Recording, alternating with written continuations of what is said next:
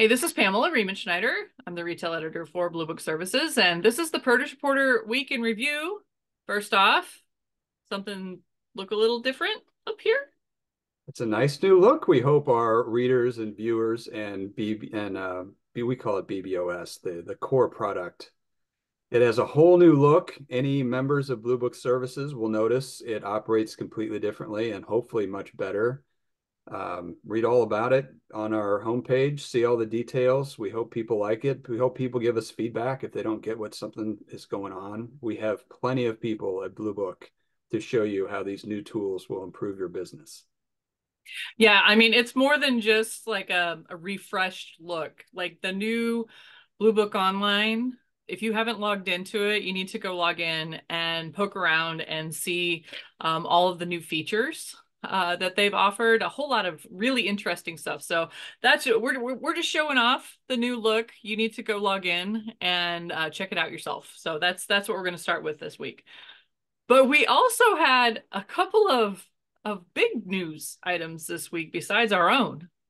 Yeah, unfortunately, it's not all the industry moving on its own. It's the industry moving in relation to the Federal Trade Commission, who is really throwing their weight around. This week, we found out that Fresh Express and Dole have called off their sale. Dole was planning on selling its vegetable division to Fresh Express because the FTC has said, we don't like that. And that goes along with what we've been reporting from the FTC the last several months about their interest in the Kroger Albertsons deal and how they do not like it. It does seem to be a much more aggressive stance from U.S. government on clamping down on big business mergers. Yeah, it kind of for us, I don't know. I had just kind of assumed that the Dole Fresh Express thing would go through, although we did point out when they first announced it, it's about a $300 million merger, that it would kind of there's a lot of salad that's Dole and Fresh Express in the salad case, and what isn't, almost all the rest of it's Taylor Farms. There are a lot of players though. There's Braga Fresh. There's Organic Girl. There's other ones in the salad case. So I thought it was really interesting. And for Dole's news release to just come out and say, "Hey, we're just not going to deal with the Department of Justice on this. Never mind."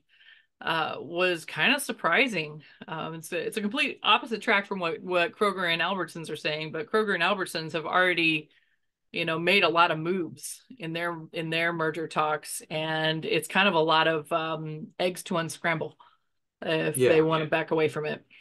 that's true. The Dole Fresh Express deal was announced at the beginning of 2023, so it has been a long time since they first announced that plan, and Um, I guess the fact that it didn't happen for a long time indicates that they were probably dealing with the FTC for more than a year. Yeah. I mean, we've got other news too on a similar vein where there's a report that came out that talking about supply chain disruptions and what happened during the pandemic. Yeah, And the end, the FTC released a big supply chain study where they got a lot of data from big retailers like Kroger and Walmart were in there.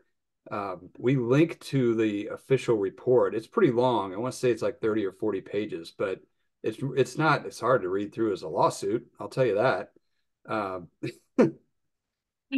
they dig into a lot of details and basically kind of point the finger at big retail for making kind of profiting from the supply chain problems and really squeezing vendors and rather than let a limited supply be on the free market, forcing vendors to sell at lower prices than what the market was at during the inflated supply chain disruption market.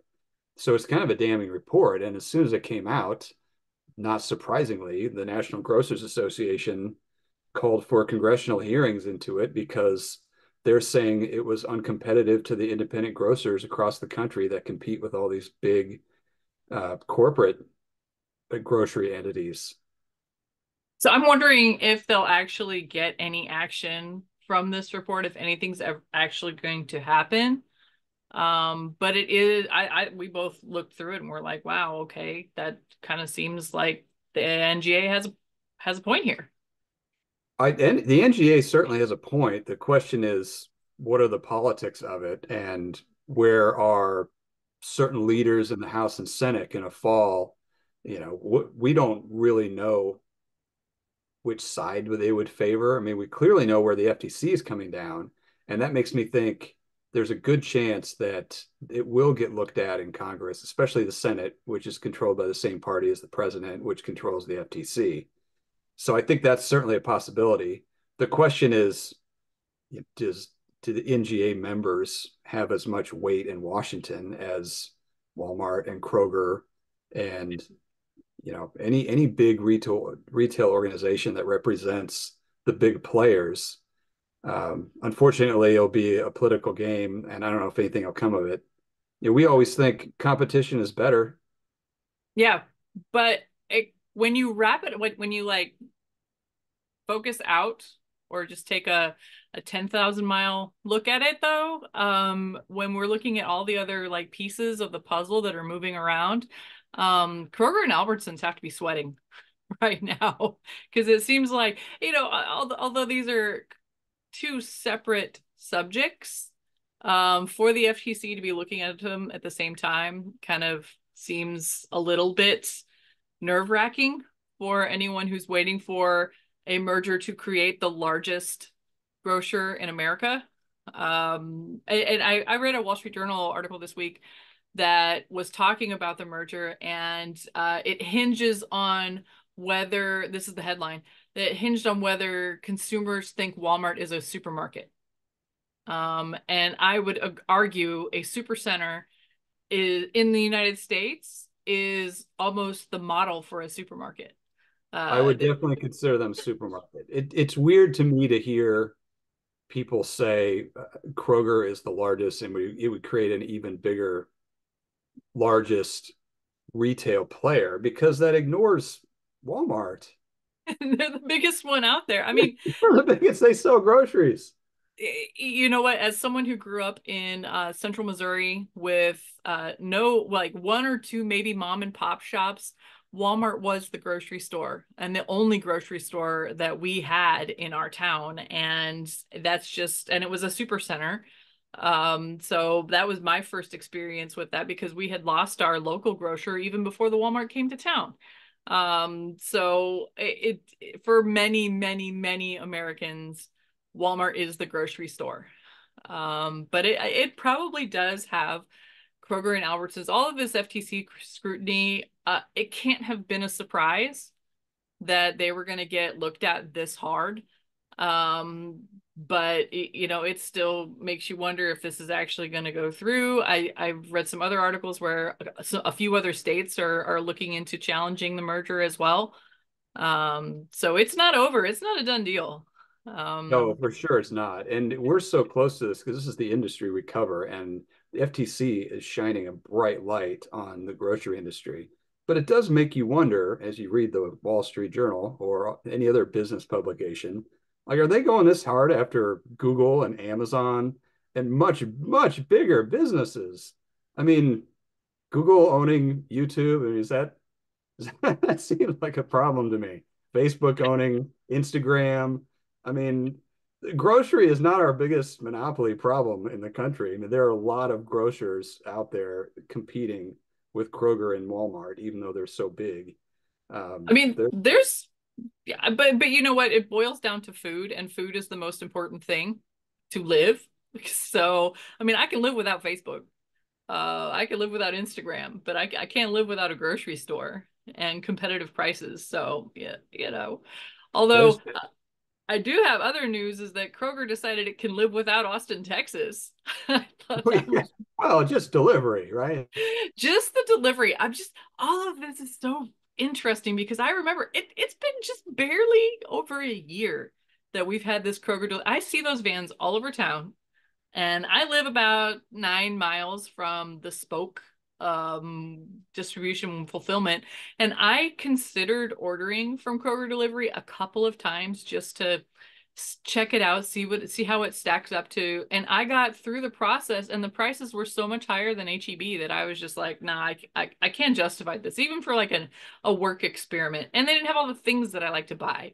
So they're pulling out of San Antonio and Austin, zero surprise, because this is one of the most, I mean, we're talking about monopoly. HEB doesn't have a monopoly, but they have a stranglehold on the grocery market in Austin and San Antonio. But you don't So feel as a consumer like they take advantage of that, do you? Because don't they have no, pretty competitive prices? they do. They have the most competitive prices. Their number one competition is Walmart, and they know it, and Walmart knows it too. So in this market, at least, Kroger coming in here was a little bit confusing, or it kind of also seemed like they were laying the groundwork for bringing the name Kroger to the market before the Albertsons merger goes through. That way, when they flip the Randall's stores to a Kroger, perhaps if that was what they were going to do, then the groundwork would be laid for it. But South Florida as well, that's the other market that they're pulling this out of. They're staying in Central Florida and other areas in that state, but South Florida, I mean, it's pretty strong Publix territory, pretty strong other brands there. So it's a little farther from their other markets, but to see that they pulled out of Central Texas was not surprising at all to me. This is HEB's world, and we're all living in it around here. It's not it wasn't a case of the technology not being right. I don't think so. I think that I think they have it pretty well figured out as far as that delivery aspect goes. Although maybe they're figuring out that the micro fulfillment centers aren't working out for them, and they want to do more of a store-based approach. Maybe this is the Ocado thing not working out for them. We'll see if any of the other spokes of this micro fulfillment concept stick out, or if they open more of them in other markets. But that could be part of it. I know that all of the HEB fulfillment around here is store based, although they did take the one here in Leander, and it had the biggest garden center I had ever seen, and that garden center entirely is now a fulfillment center for online grocery. So that was really interesting to me, but it's it's grocery. Who else watches grocery stores as closely as we do? I don't know. Oh, well, someone's got to be the expert, right? Someone's got retail on their title, on the screen. Kind of my job, I guess. Yeah, it's not me. I also recall that the last Brick Meets Click online grocery report showed that delivery was down significantly. So, uh, it's just maybe it's a trend that is not it. I think it ran into the economics of it personally because it is expensive. Yeah, we have said this from the very, very beginning.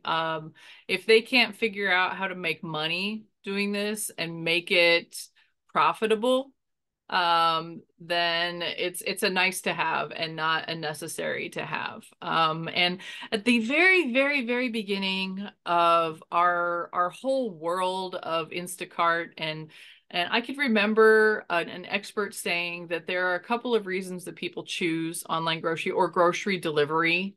And one of them is that you are in a time of your life where you need it. And those are people who are homebound, or this is way back in the day. This is more than a decade ago. People who are homebound or during a pandemic. Not that that guy could have, you know, predicted that one, but you saw it leap ahead because people were in that space of I need it. And there's a certain number of people who have decided that they love it and they're going to keep doing it.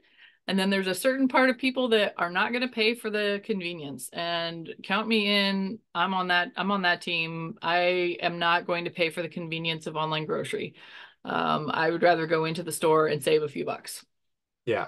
I just pulled that story up.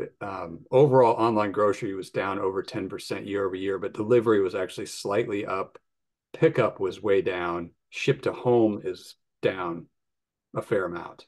Yeah, So ship to to home is kind clarify, of, yeah, the direct to home stuff is becoming more of a even more of a niche than it ever was. That's the things that are be like Misfits Market, Imperfect Produce, that kind of stuff. They are expanding some of the things that they do. which is really interesting. But the overall scheme of things, that grocery pickup thing, a lot of retailers have put a lot of resources into it and they're doing well with it, but they must have figured out a way to make money while they're doing it. All right, well, that's it for the Produce Reporter Week in Review. If you are not getting the all new and snazzy Produce Reporter newsletter, you need to go to producebluebook.com and sign up. My team's out, so I gotta represent the kids team. Oh, there you go. Are they in the NIT? Or are they in No, the come on. They're in the Sweet 16. They're a two I seed. my team was defeated. My other team, I watched. I thought Oakland was great, so I was like, "Yay, that was fun to watch." But now I'm kind of like Houston. I guess would be my next best team because a kid from around here, is that guy that hit the free throws at the very end to seal it for him the other night in overtime. So Oh yeah, yeah. against Texas A&M. Yeah, so Marquette's in that region. So if they win Friday, they will play them Sunday, and if they do, then next week I'll be wearing Marquette again. All right. Oh wait, no, cancel.